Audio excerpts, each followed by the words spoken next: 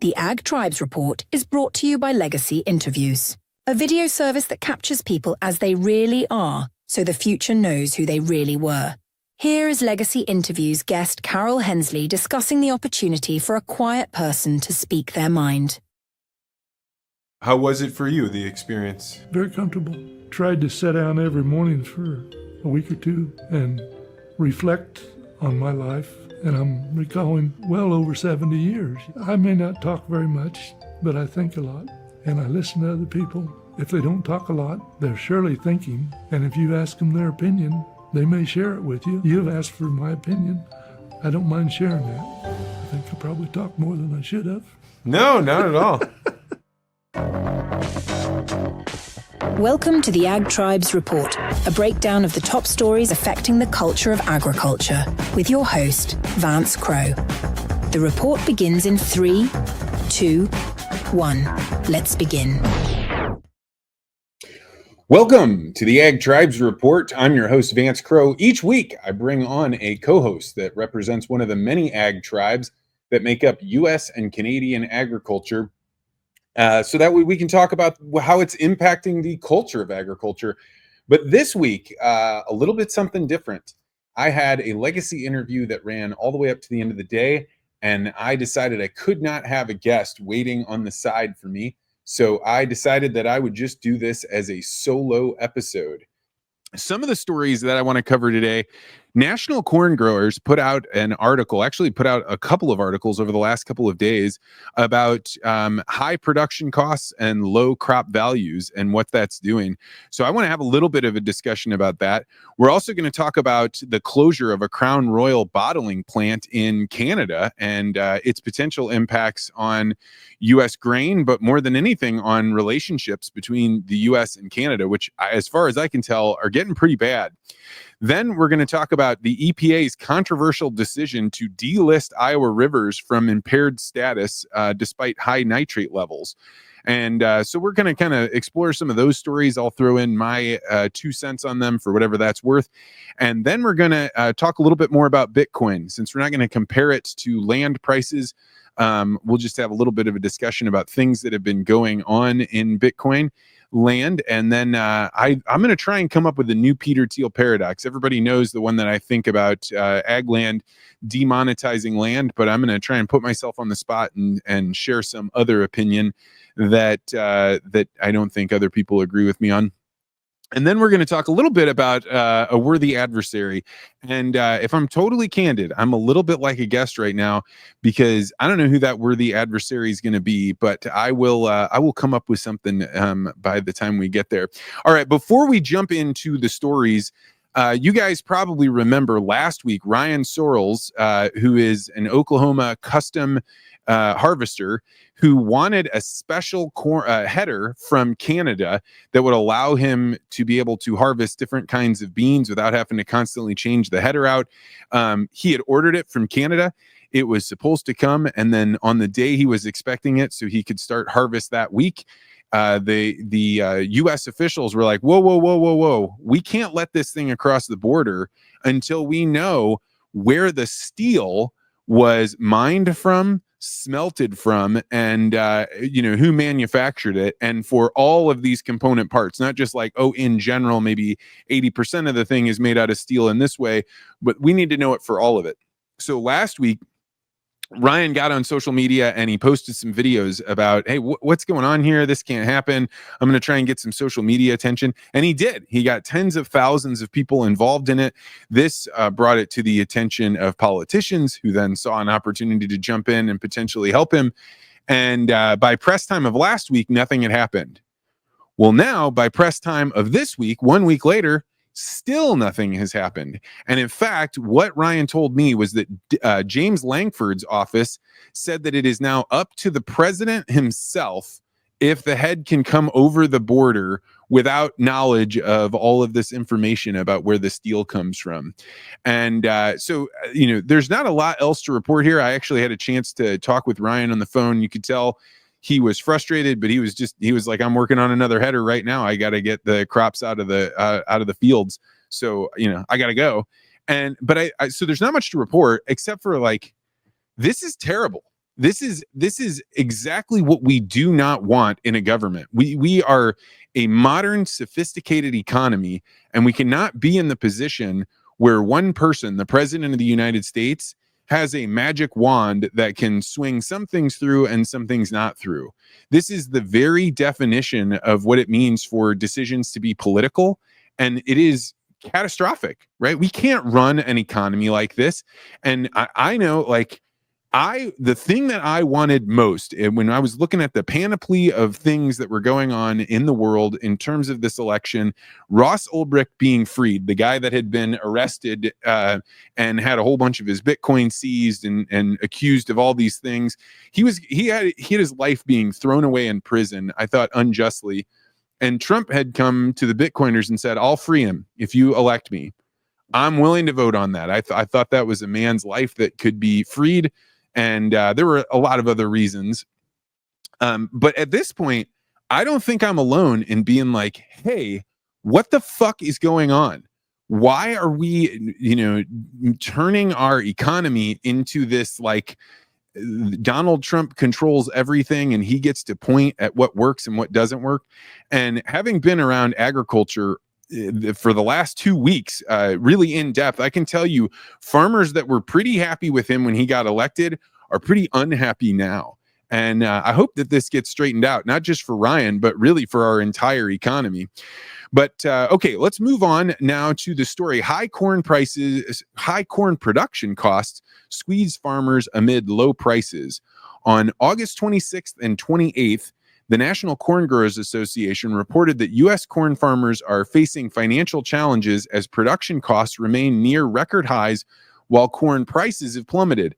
This isn't news to anybody except for maybe some of the details. So from 22 to 25, costs dropped just 3% from $9.28 to $8.97 per acre, but corn prices fell over 50% from $8 to under $4 a bushel, with projected 2025 yields of 188.8 bushels per acre. Who knows whether that's true or not? No, nobody knows. This could be complete nonsense. But what they're saying is the break-even point is $4.75, and the market price being at $3.90 means that that's an 85-cent per bushel loss. And so what they were breaking down were what is going on here. So they said that there's 135% rise in seed costs, 117 in chemicals, a 74% increase in fertilizer since 2007, and land and machinery up 102 and 143% respectively. So I think that this is all good information about how much those prices are up.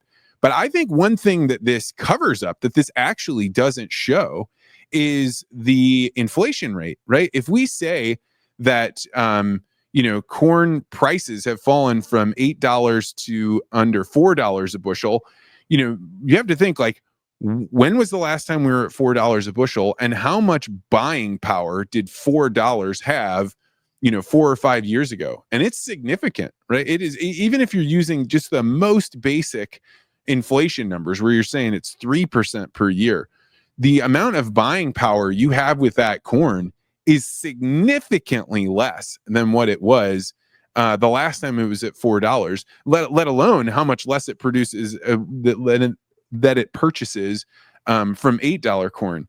So, this is terrible, right? And part of it is inflation, but another big part of it is we're growing too much corn. It is obvious that whatever signals the market is supposed to be sending to our farmers that are deciding, hey, should I plant soybeans or corn? They're broken, because it is not that far from when you purchase the seed to when you plant it to when you harvest it that we can't keep a cycle up that lets you know, hey, this is what prices are going to be. We are planting way too much corn. And in large part, I think it's for several reasons why it's too much corn right now. Demand, while it's relatively high, it's still lower, right? We have a lower cattle herd than we've ever had before, but we also have a trade partner in China, which I know corn growers are the first ones to say, well, it's only 10% or less than 10% of our trade goes to China. But still, they have basically, totally cut that off. They are not buying grain from us. They're buying it from somewhere else.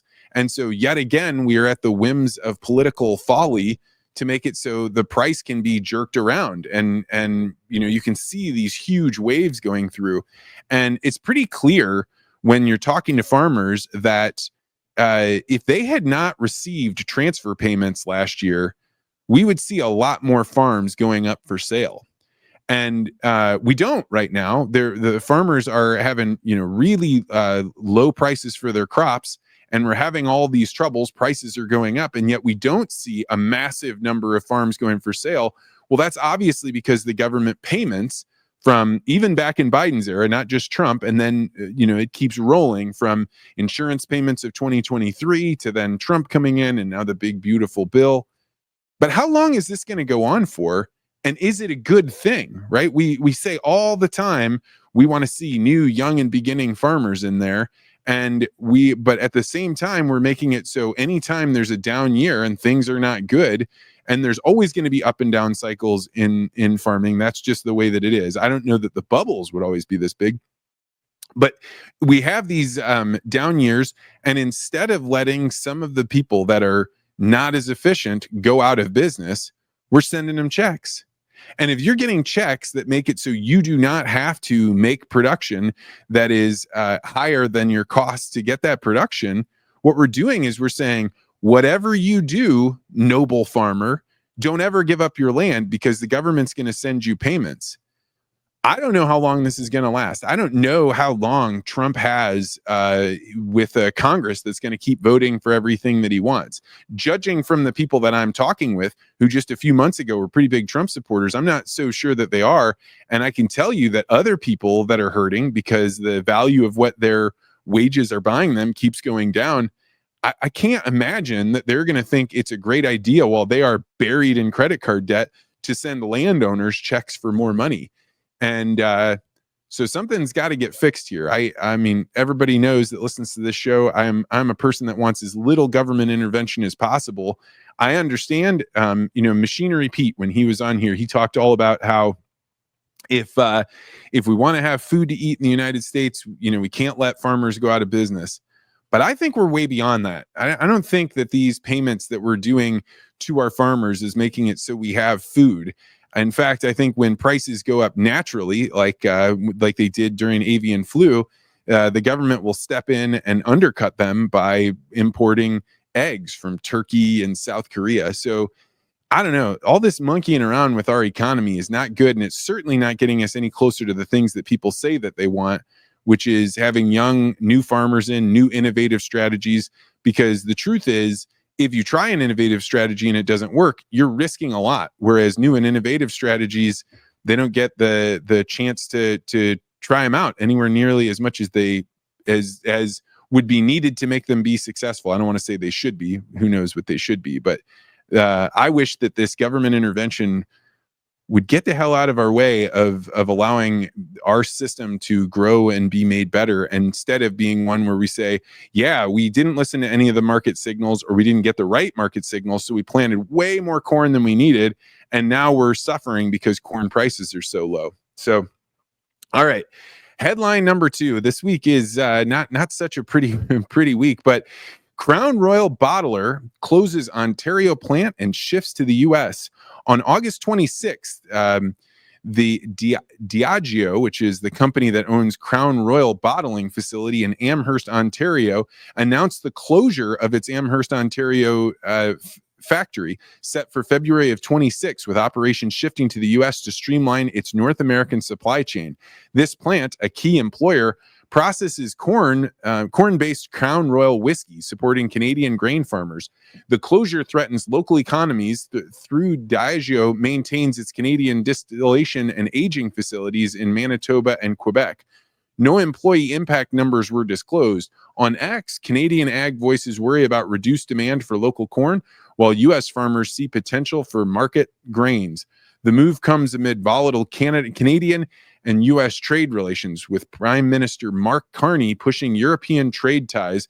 Critics argue this prioritizes corporate efficiency over rural communities.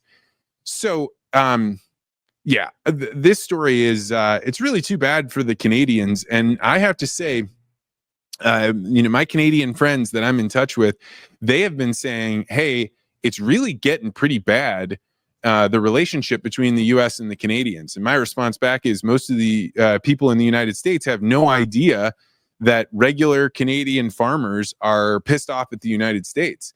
But, one of my buddies was telling me, like, you can really get a group of guys on the afternoon all riled up if you just bring up the Americans. And he was saying, we were talking about making a trip down to the US, and some of them are like, nah, I just don't want to go. I just don't want to mess with it. It's really too bad that our relationship with Canada is getting to this point. Now, I know a couple of weeks ago, maybe a couple months ago, I put something out that said, that we shouldn't be at war with the Canadians. Like, we should have a better relationship. And there were some farmers that came out and said, well, we are at war with them. We do, their success means if they sell a bushel of corn, then that means we don't sell that bushel of corn. And that may be true. But I have to think, like, it is a great big world out there, and there are not very many people like us, Canadians and Americans. Western values, our approach to democracy, just our heritage, right? There aren't very many people like us in the world. Why would we choose the people that are, have been our allies to be our enemies? I think it is a really bad decision, and I would like to see this get straightened up. But frankly, I think Canada, the U.S.-Canadian relationship seems to be the least of Canada's worries right now. They seem to have a lot more problems. Inflation in Canada is going just totally nuts. I was talking with some people that were looking at how much Canada and the United States, for that matter, the government facilities are starting to say, hey, we want you to return to work. And part of that is a way to stimulate the economy. If you can get people to, go from just being in their homes, working from their home office, to needing to get in their cars, drive in their cars, go to an office, which they have to rent, and get lunch and daycare and all the things that go along with that. Well, you are in a way stimulating the economy. Frankly, it's pulling some amount of money out of the pockets of the people that are there. So a lot of government groups and even corporations are starting to say, hey, we want to see you come back to work. As I don't know, the corporations are using it to stimulate the economy, but the government is. And in places like Halifax, Nova Scotia, a friend of mine was telling me in 2019, it cost like, I think it was, I don't even want to go into the numbers, but it is more than doubled the cost of living there. And this is going to further exacerbate it. The question becomes, I wonder if people are being forced to go back to work in their offices. I wonder if some of these cities that blew up, that were fun cities, the Boulders, the Boise, Idahos, the places where there weren't necessarily jobs, but people loved being there because they could go outside and go hiking and go in the mountains. I have to wonder, are those cities going to have a sort of white collar Rust Belt effect when people realize, like, oh, I'm not going to be able to work my remote job anymore. Now I have to leave and go back to the city in order to get jobs, and have all of those cities that really expanded really fast now start collapsing on them. I don't know. In any case, from what I understand, in Canada, the inflation rate is bad. People had been doing a lot of work from home. Having the distillery move there, it's just another hit on Canada. All right, story number 3. The EPA rescinds impaired listing for Iowa rivers amid a nitrate crisis. Okay, so many of you probably remember earlier this summer when I reported on the idea that you were not allowed to water your lawns in some of the cities in Iowa. And this is because they were getting so much rain, and that rain was, according to some groups, pulling so much nitrates off of the fields that it was overrunning their water facilities.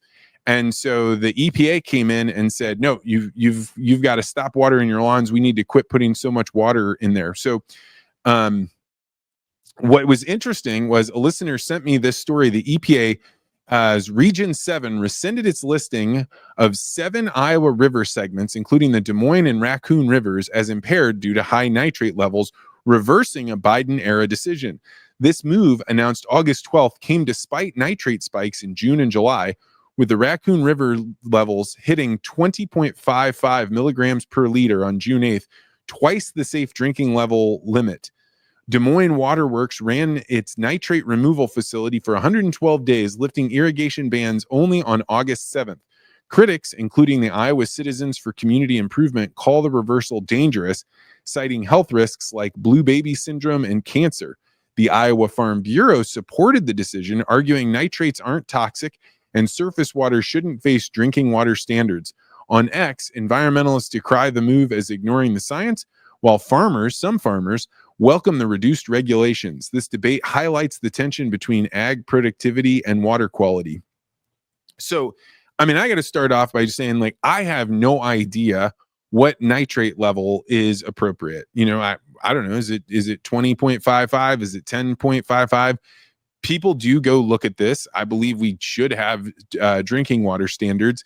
But as I looked into this story, and I really just got it right before press time, there is a disagreement about, hey, is the water level that is the nitrate level in an open water source like a river, is that indicative of where the water is going to be, the nitrate levels that you're going to have by the time it comes out of the tap?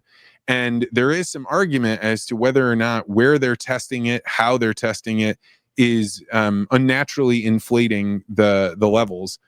But on the other hand, you don't want to have too much nitrates in the water. I remember when I ran this story, I went and looked at blue baby syndrome, and it really is a problem that the amount of nitrates in the water can make young children not be able to get enough oxygen, and it actually makes them turn blue.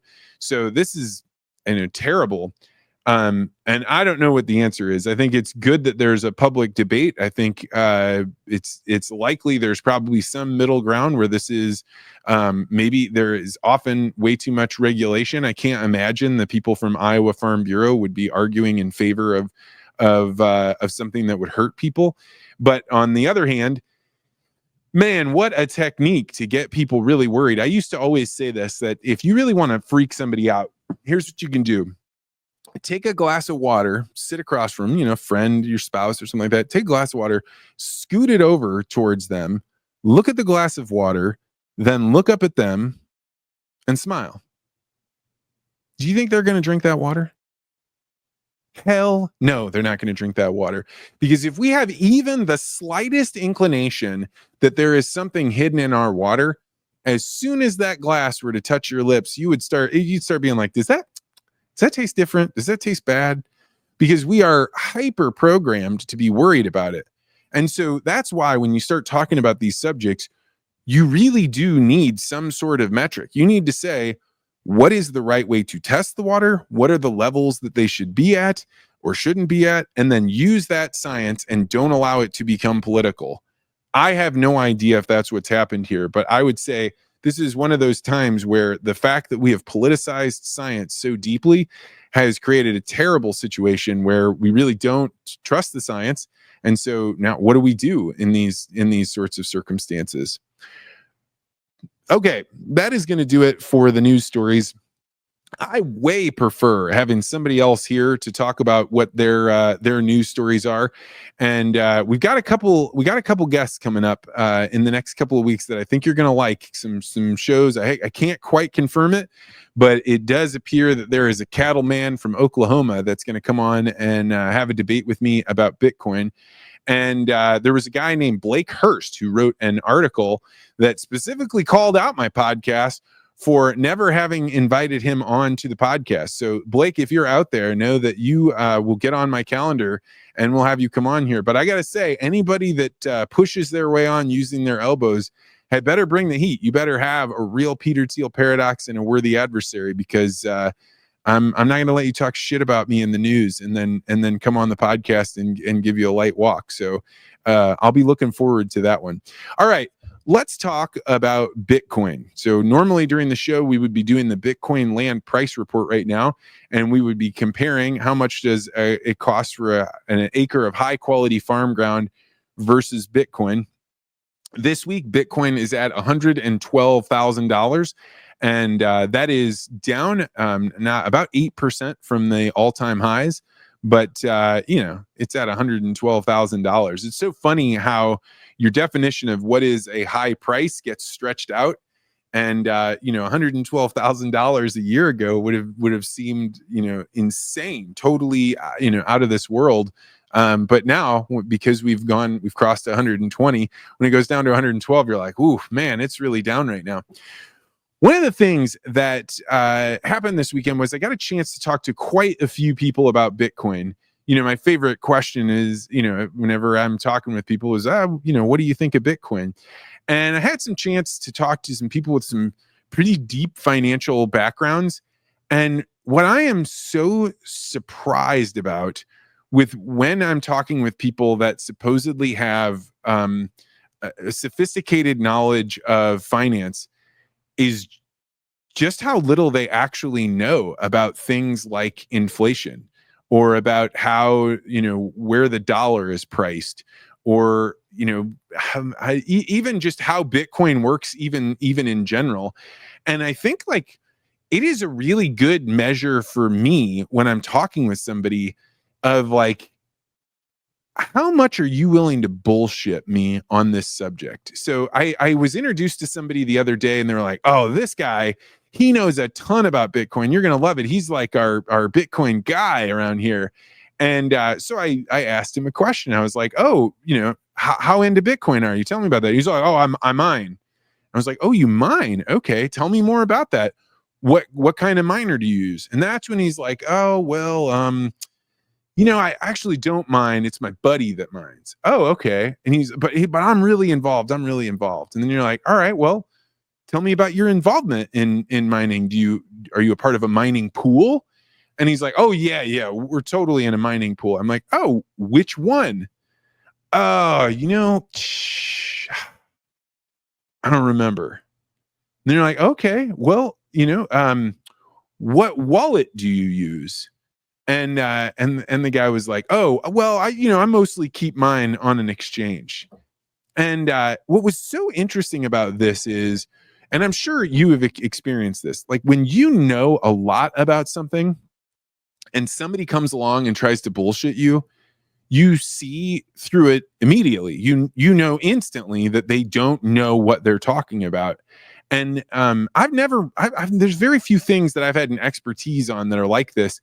But what's interesting is after somebody has shattered the illusion about how much they know about this one subject, then everything else you hear them talk about, you're like, how do I know whether or not you know anything at all about this subject? There's this concept called the Gell-Mann Amnesia effect.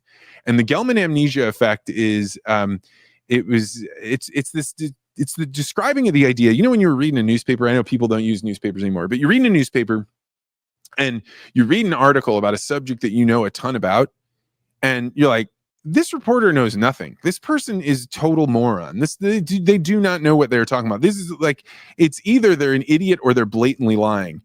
Well, what happens is you turn the page on the newspaper and you have amnesia for how little they knew about a subject you knew a lot about. And then you're watching them talk about a subject that you don't know anything about. And you're like, oh, I guess that is true. Oh, that must be the way that, this New World screwworm works. And, oh, this must be the way that, cattle work or prices or any of those things. And so anyway, it's not much for me to share with you there, but that's one of those things that instantly when somebody doesn't know about it. And the antidote to that, the way that you can get yourself in a position where you don't have that problem, is not to be like, oh, I just don't talk about Bitcoin. It's to actually try it out. It is to say, I'm going to go to an exchange and I'm going to buy just a little bit of Bitcoin.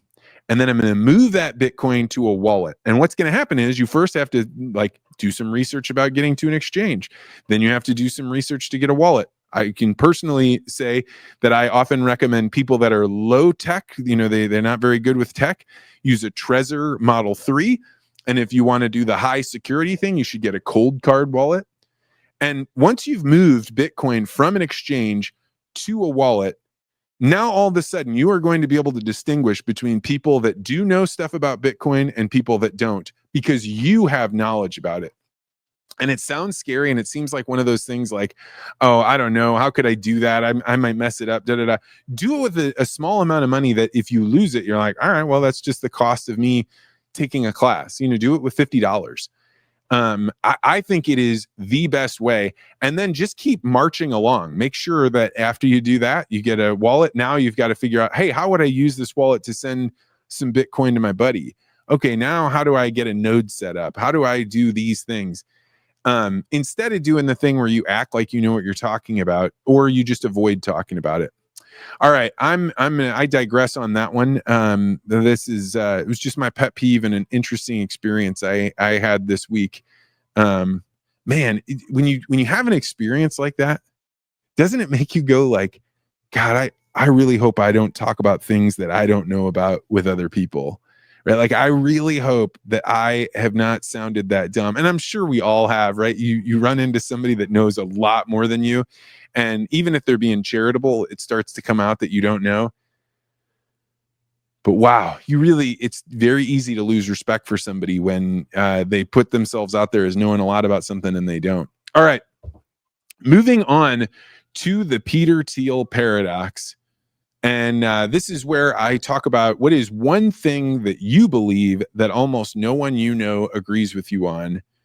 And I was really hoping that by the time I reached this point in the show that something would have just kind of dawned on me. But the truth of the matter is, I love doing this so much that I do end up putting out my ideas all the time. And I don't think it's necessarily a good idea to have ideas that people don't agree with you on, just as like because I want people to disagree with me, right? The point of this is to say, do you know enough about a subject to have an opinion that is not the same as other people's? And I think that this is an important, one way to think about how do you develop one of those ideas. I'm sure you guys have heard me talk about the Dunning-Kruger effect. So the Dunning-Kruger effect is the explanation for why is it that we radically overestimate how much we know about a subject. And that may be what happened with that guy. Maybe he just had the Dunning-Kruger effect. But what happens is you read one or two books, you watch a documentary, you engage with just a little bit of information, and your confidence just keeps going up and up and up and up on how much you know about something, right? You read one psychology book, you watch one documentary, and you just keeps going up and up.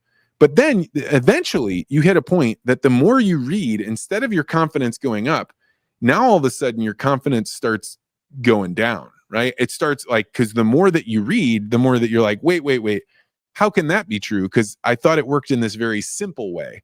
But then the more you learn, the more you're like, well, there's these caveats and there's these exceptions and there's these reasons why it doesn't always work that way.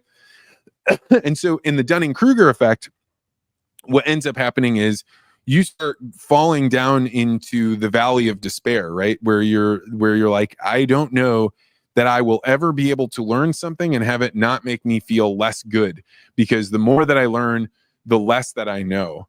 But what happens is, so you go all the way up and then you've come down. Eventually you do hit the bottom, right? And then you start coming up on the other side. And as you come up, you are humbled. You figured out just how much you didn't know.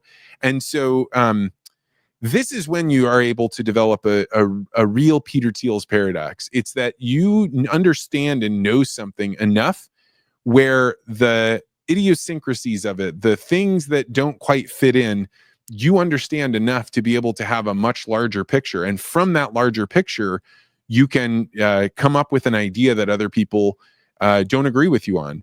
And so if you're one of those people, it's like, I wonder what I would say to my Peter Thiel paradox. Think about a subject that you know a lot about and that you have enough information and enough knowledge for you to have a different opinion than what most everybody else thinks. I think that's the best way to come up with the Peter Thiel paradox.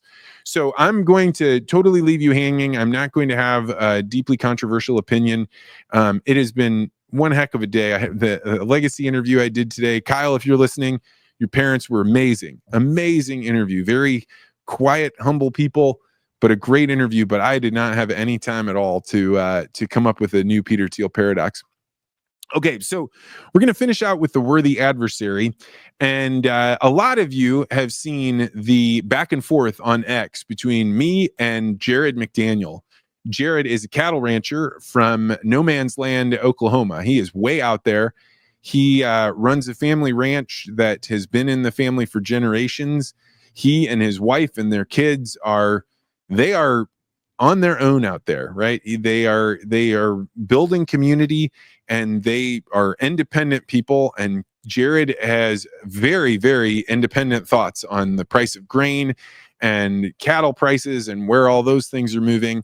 But one thing I've seen him do quite a bit is take shots at Bitcoin, quite a bit, to the degree that I sit there and think like, hey man, like either something I don't, or somebody needs to have a conversation with you where they explain what's going on there, because he has strong feelings that it was invented by the CIA and that they can wipe it out and that it's magic internet money. And so not long ago I said, hey, why don't you come on my podcast and why don't we have a conversation about it? And he agreed. He threw out some memes about I'm your Huckleberry this week after we had kind of not been able to find a date. And so we are going to do a podcast, and I will definitely let everybody know. I know Jared has just a boatload of kids, and he really cares about being at their events and being there for them. So we might have to figure out the right scheduling time. But while I respect Jared, I really I care for him. He's been a good friend to my family for many years. When he talks about Bitcoin in this way, I think he's doing a disservice to everyone that listens to him and respects him for the things he does know about, because I think he's leading people astray. And so I'm going to absolutely kick the shit out of his argument. And I actually know that this is not going to be an easy, what do you want to call it, a discussion or a debate, because one thing about Jared is he does not play by the rules, but I'm really looking forward to it. So that is going to do it for this week's show. I actually ran longer than I normally do. I hope you guys have enjoyed just having a quick chat here and talking about the news of the day. We'll figure out when we're going to do the episode with Jared McDaniel. Blake Hurst, I'm coming after you. I can't wait to see if you can bring the heat. One thing I have to say, one of the reasons I have been so busy is I have been delivering this class called Interest-Based Communications. And this has started kind of slow, but it is starting to grow. This class is where I teach a philosophy of professional communication. It starts off as a class about negotiations and how to do interest-based negotiations. Then it moves into introductions and storytellings. How do you talk about yourself when you're introducing yourself to a group of people so that they say, oh, that's what that guy does. Oh, that's a person I want to go talk to. Then I have a session on having deeper conversations. And these are conversations that can help you if you're a salesperson. You want to figure out, how do I build a better relationship? It could be that you want to build better friendships with the people that you work with or your own family members. So I have ways of asking questions and ways of responding to what you hear people say that can really help you have a way of thinking about how you interact with people. Then I do a session on conflict, how to resolve conflict. This is a class favorite. People really love this class because it takes conflict, and instead of making it about why two people aren't getting along, it helps them figure out, hey, where is there an opportunity for us to resolve this thing and have us come out better on the other side? People really like that one. And then I have a session on presenting and feedback. And so I give some ways to think about how you can present your ideas to other people so that it makes them engaged and interested in what you have to say. And then I do a whole part of this where I talk about feedback. And that's because often when I teach this class, I won't have the time and bandwidth to give everybody individual feedback about their presentations, but I can teach the group to give feedback so that way your people that are around you are like, hey, this is what you can do to get better. This is what I saw that I think you would want to improve. So anyway, all this to say, if you are somebody running an organization or a company, or you want yourself to engage with this class, I am really building it out. I've been delivering it to pharmaceutical companies, a biotech firm, a hedge fund. If you would like me to deliver it to your organization, I can do it over a about a day and a half on site. We can figure out to do something online, or we do sessions right here in St. Louis. So if you're interested, send me an email, vance@legacyinterviews.com. There were a few of you that sent them to me a few weeks ago when we were talking about this.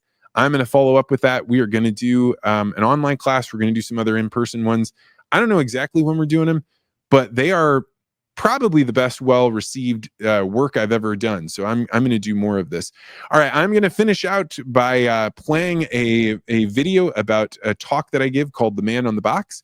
And then I will be out of here, and I'll be back next week with either Jared McDaniel, where we'll toss around Bitcoin, or I'll have another guest on to do the Ag Tribes Report. I was in the Peace Corps teaching Kenyan villagers how to prevent malaria, when one day I was outcompeted by a snake oil salesman who stood on a box in the town square and told a better story. I was devastated and spent the next 10 years learning why people listen to him instead of me. In this talk, I share what I've found. I'll teach you how to tell your story, how to introduce yourself, how to talk about your organization and what you have to offer in ways that make people want to listen, so we will never again lose to the man on the box.